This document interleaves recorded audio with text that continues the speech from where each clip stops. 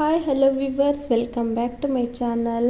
ಬನ್ನಿ, ಇವತ್ತಿನ ವಿಡಿಯೋದಲ್ಲಿ ಈ ಮೀನು ಸಾಂಬಾರನ್ನ ಯಾವ ರೀತಿಯಾಗಿ ರುಚಿಯಾಗಿ ಹಾಗೆ ಈ ಶೀತ ಏನಾದರೂ ಇದ್ದರೆ ಅದನ್ನು ಯಾವ ರೀತಿ ನಾವು ಮನೆಯಲ್ಲಿನೇ ಈ ಮೀನು ಸಾರು ತಿಂದು ನಾವು ಸರಿ ಮಾಡ್ಕೋಬೋದು ಅನ್ನೋದನ್ನು ಈ ವಿಡಿಯೋದಲ್ಲಿ ನೋಡೋಣ. ನಾನಿಲ್ಲಿ ಬಂದುಬಿಟ್ಟು ಒಂದು 2 kg ಮೀನನ್ನು ತೊಗೊಂಡಿದ್ದೀನಿ. ಇದನ್ನು ಕಾಟ್ಲಾ ಮೀನು ಕೂಡ ಅಂತಾರೆ ನಮ್ಮ ಸೈಡು. ಬನ್ನಿ, ಇದನ್ನು ಯಾವ ರೀತಿ ಮಾಡೋದು ಅನ್ನೋದನ್ನ ವಿಡಿಯೋದಲ್ಲಿ ನೋಡೋಣ. ಹಾಗೆ ವಿಡಿಯೋ ಯಾರ್ಯಾರು ನೋಡ್ತಾ ಇದ್ದೀರಾ ಪ್ಲೀಸ್ ಒಂದು ವಿಡಿಯೋಗೆ ಲೈಕ್ ಕೊಡಿ. ಹಾಗೆ ಹೊಸಬ್ರು ಚಾನಲ್ನ ನೋಡ್ತಾ ಇದ್ದರೆ ಪ್ಲೀಸ್ ನಮ್ಮ ಚಾನಲ್ಗೆ ಸಬ್ಸ್ಕ್ರೈಬ್ ಆಗಿ ನೋಡಿ. ಬನ್ನಿ, ಇವಾಗ ಈ ಮೀನು ಸಾರನ್ನ ಮಸಾಲೆನ ನಾವು ರೆಡಿ ಮಾಡ್ಕೊಳ್ಳೋಣ. ನಾನು ಇಲ್ಲಿ 1-2 ಏಲಕ್ಕಿನ ಈ ರೀತಿ ಸಿಪ್ಪೆ ಸುಲಿದು ಹಾಕ್ಕೊತಾ ಇದ್ದೀನಿ. ಈ ಮೀನು ಸಾರು ಟೇಸ್ಟಿಯಾಗಿ ರುಚಿಯಾಗಿ ಆಗಬೇಕಪ್ಪ ಅಂತ ಅಂದರೆ ಈ ಸಾಂಬಾರನ್ನ ಮಸಾಲೆನ ನಾವು ಚೆನ್ನಾಗಿ ರೆಡಿ ಮಾಡ್ಕೋಬೇಕು. ಆದಷ್ಟು ನಾನು ಇಲ್ಲಿ ಕರಿಮೆಣಸನ್ನು ಸ್ವಲ್ಪ ಜಾಸ್ತಿ ತೊಗೊಂಡಿದ್ದೀನಿ. ಹಾಗೆ ಲವಂಗ, ಹಾಗೆ ಒಂದು ಸ್ವಲ್ಪ ಜೀರಿಗೆನ ಹಾಕ್ಕೊಂಡಿದ್ದೀನಿ, ಒಂದು ಅರ್ಧ ಸ್ಪೂನಷ್ಟು. ಹಾಗೆ ನಾನು ಈ ಒಣ ಕೊಬ್ಬರಿನ ತೊಗೊಂಡಿದ್ದೀನಿ, ಈ ರೀತಿ ಚಿಕ್ಕ ಚಿಕ್ಕದಾಗಿ ಪೀಸ್ನ ಮಾಡ್ಕೊಂಡಿದ್ದೀನಿ. ಹಾಗೆ ಹಸಿ ಶುಂಠಿ ಹಾಗೆ ಬೆಳ್ಳುಳ್ಳಿ ತೊಗೊಂಡಿದ್ದೀನಿ. ಆದಷ್ಟು ನಾನಿಲ್ಲಿ ಮಸಾಲೆನ ಈ ಮೀನು ಸಾರಿಗೆ ಜಾಸ್ತಿನೇ ಹಾಕ್ಕೋಬೇಕು. ಹಾಗೆ ನಾನು ಒಂದು ಸ್ವಲ್ಪ ಹುಣಸೆಹಣ್ಣು ಸ್ವಲ್ಪ ನೆನೆಸಿ ಇಟ್ಕೊಂಡಿದ್ದೀನಿ. ಹಾಗೆ ನಾನು ಒಂದು ಈರುಳ್ಳಿನ ಸಣ್ಣದಾಗಿ ಕಟ್ ಮಾಡಿಕೊಂಡು ಇಟ್ಕೊಂಡಿದ್ದೀನಿ. ಆದಷ್ಟು ನಿಮ್ಮ ಹತ್ರ ಈ ಈರುಳ್ಳಿ ಬಂದುಬಿಟ್ಟು ಈ ಸಣ್ಣ ಈರುಳ್ಳಿ ಇರುತ್ತಲ್ವ, ಸಾಂಬಾರು ಈರುಳ್ಳಿ, ಅದನ್ನು ಹಾಕಿದರೆ ಇನ್ನೂ ರುಚಿಯಾಗಿ ಆಗುತ್ತೆ. ಅದು ನನ್ನ ಹತ್ರ ಇಲ್ಲ ಅಂತ ನಾನು ಈ ದೊಡ್ಡ ಈರುಳ್ಳಿನೇ ಹಾಕ್ಕೊತಾ ಇದ್ದೀನಿ. ಇದನ್ನು ಚೆನ್ನಾಗಿ ನಾವು ಎಣ್ಣೆಯಲ್ಲಿ ಫ್ರೈ ಮಾಡ್ಕೋಬೇಕು ಈರುಳ್ಳಿನ. ಆದಷ್ಟು ಮೇನ್ ಏನಪ್ಪ ಅಂದರೆ ಈ ಮೀನು ಸಾರು ಮಾಡುವಾಗ ಮಸಾಲೆ ಕೂಡ ಚೆನ್ನಾಗಿ ನಾವು ಹಾಕ್ಕೊಂಡ್ರೆ ಮೀನು ಸಾರು ರುಚಿಯಾಗಿ ಬರುತ್ತೆ. ನೋಡಿ, ಈ ರೀತಿ ನಾನು ಚೆನ್ನಾಗಿ ಎಣ್ಣೆಯಲ್ಲಿ ಈ ರೀತಿ ಫ್ರೈ ಮಾಡ್ಕೊತಾ ಇದ್ದೀನಿ ಈರುಳ್ಳಿನ. ಸಾಕು ಇಷ್ಟು. ಜಾಸ್ತಿ ಈರುಳ್ಳಿ ಕೂಡ ಹಾಕೋಬಾರ್ದು, ಇಲ್ಲಾಂದರೆ ಮೀನು ಸಾರು ಸಿಹಿ ಆಗುತ್ತೆ ಅಂತ ನಾನು 1 ಈರುಳ್ಳಿನ ಹಾಕ್ಕೊಂಡಿದ್ದೀನಿ, ಸಾಕು. ನೋಡಿ, ಇವಾಗ ಅದೇ ತವಾಗೆ ನಾನು ಈ ಕೊಬ್ಬರಿ ಹಾಗೆ ಹಸಿ ಶುಂಠಿ ಹಾಗೆ ಬೆಳ್ಳುಳ್ಳಿ ಕೂಡ ಇದರಲ್ಲಿ ಸ್ವಲ್ಪ ಫ್ರೈ ಮಾಡ್ಕೊತಾ ಇದ್ದೀನಿ.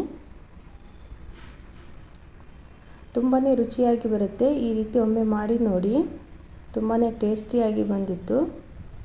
ನಾವು ನೆಗಡಿ ಏನಾದರೂ ಆದಾಗ ಇದೇ ರೀತಿ ಮೀನು ಸಾರನ್ನ ಮಾಡಿ ತಿನ್ನೋದು. ತುಂಬಾ ರುಚಿಯಾಗಿ ಬರುತ್ತೆ.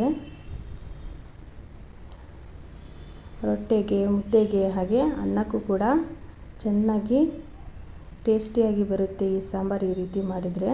ನೋಡಿ, ಅದರಲ್ಲೇ ನಾನು ಸ್ವಲ್ಪ ಬಿಸಿ ಮಾಡ್ಕೊಂಡಿದ್ದೀನಿ. ಜಾಸ್ತಿ ಕೊಬ್ಬರಿನ ಬ್ಲ್ಯಾಕ್ ಮಾಡೋಕ್ಕೆ ಹೋಗಬೇಡಿ, ಸಾಕು ಇಷ್ಟು. ಇವಾಗ ನಾನು ಇವೆಲ್ಲವನ್ನು ಒಂದು ಬಟ್ಲಿಗೆ ತಗೊತಾ ಇದ್ದೀನಿ. ಹಾಗಿದ್ದಕ್ಕೆ 1 ಸ್ಪೂನಷ್ಟು ನಾನು ಇಲ್ಲಿ ಗಸಗಸೆನ ಹಾಕ್ಕೊತಾ ಇದ್ದೀನಿ. ಹಾಗೆ ನಾನು ಇಲ್ಲಿ ಬಂದುಬಿಟ್ಟು ಒಂದು ನಾಟಿ ಕೊತ್ತಂಬರಿನ ಹಾಕ್ಕೊತಾ ಇದ್ದೀನಿ, ಒಂದು ಅರ್ಧ ಕಟ್ಟಷ್ಟು. ಇದನ್ನು ಸಣ್ಣದಾಗಿ ಪೇಸ್ಟ್ನ ರೆಡಿ ಮಾಡ್ಕೊಂಡಿದ್ದೀನಿ. ಇವಾಗ ಆದಷ್ಟು ನುಣ್ಣಗೆ ಮಾಡ್ಕೊಳ್ಳಿ. ಹಾಗಿದ್ದಕ್ಕೆ ಒಂದು ಸ್ವಲ್ಪ ಅರಿಶಿನ ಹಾಕ್ಕೊತಾ ಇದ್ದೀನಿ. ತುಂಬಾ ರುಚಿಯಾಗಿ ಸಖತ್ತಾಗಿ ಬರುತ್ತೆ. ಹಾಗೆ ನಿಮ್ಗೆ ಎಷ್ಟು ಖಾರ ಬೇಕೋ ಅಷ್ಟು ಖಾರದ ಪುಡಿನ ಹಾಕ್ಕೊಳ್ಳಿ. ನಾನು 1 ಸ್ಪೂನಷ್ಟು ಹಾಕ್ಕೊಂಡಿದ್ದೀನಿ, ಸಾಕು. ಹಾಗೆ ನಾನು ಇಲ್ಲಿ ಒಂದು ಪಾತ್ರೆಗೆ ಅಡುಗೆ ಎಣ್ಣೆನ ಹಾಕ್ಕೊಂಡಿದ್ದೀನಿ. ಅದಕ್ಕೆ ಈ ಕಟ್ ಮಾಡಿರೋ ಈರುಳ್ಳಿನ ಹಾಕಿ ಒಂದು ಸ್ವಲ್ಪ ಗೋಲ್ಡನ್ ಫ್ರೈ ಆಗುವವರೆಗೂ ಈ ರೀತಿ ತಿರುಗಿಸಿ.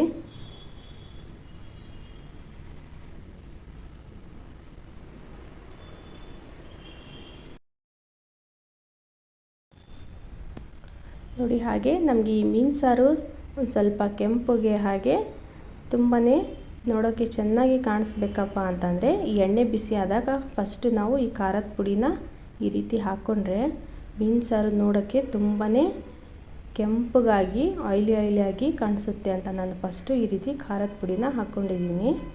ನೋಡಿ ಯಾವ ರೀತಿ ಕಾಣಿಸ್ತಾ ಇದೆ ಅಂತ.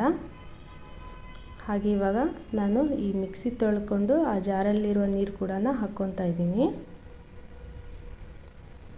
ತುಂಬಾ ಟೇಸ್ಟಿಯಾಗಿ ಆಗುತ್ತೆ.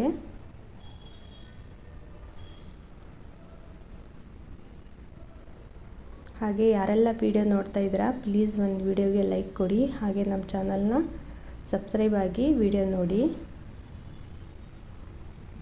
ಈ ರೀತಿ ಚೆನ್ನಾಗಿ ಮಸಾಲೆನ ಫ್ರೈ ಮಾಡ್ಕೋಬೇಕು. ಆದಷ್ಟು ಈ ರೀತಿ ಚೆನ್ನಾಗಿ ಕುದಿ ಬರಬೇಕು, ಎಣ್ಣೆ ಬಿಡಬೇಕು. ಅದು ಅಲ್ಲಿವರೆಗೂ ಇದನ್ನು ಚೆನ್ನಾಗಿ ತಿರುಗಿಸ್ತಾ ಇರಿ.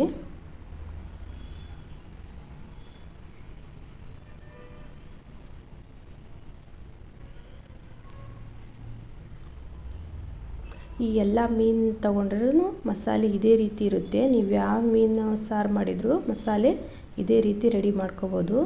ಇವಾಗ ನಾನು ಈ ಮೀನು ಸಾರಿಗೆ ನಮಗೆ ಎಷ್ಟು ನೀರು ಬೇಕೋ ಅಷ್ಟನ್ನು ಆ್ಯಡ್ ಮಾಡ್ಕೊಳ್ಳಿ.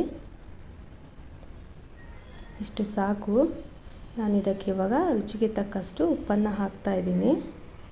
ಹಾಗೆ ಈ ಹುಣಸೆಹಣ್ಣು ಹಾಕ್ಕೊತಾ ಇದ್ದೀನಿ. ನಿಮ್ಗೆ ಎಷ್ಟು ಹುಳಿ ಬೇಕೋ ಅಷ್ಟು ಹುಣಸೆಹಣ್ಣ ರಸನ ಹಾಕ್ಕೊಳ್ಳಿ. ನೋಡಿ ಇಷ್ಟು ಸಾಕು ಅಂತ. ಇವಾಗ ನೋಡಿ ಚೆನ್ನಾಗಿ ಇವಾಗ ಕುದಿ ಬರ್ತಾ ಇದೆ. ಇದಕ್ಕೆ ನಾವು ಇವಾಗ ಒಂದೊಂದಾಗಿ ಮೀನನ್ನು ಹಾಕ್ಕೊಂಡ್ರೆ ಆಯಿತು.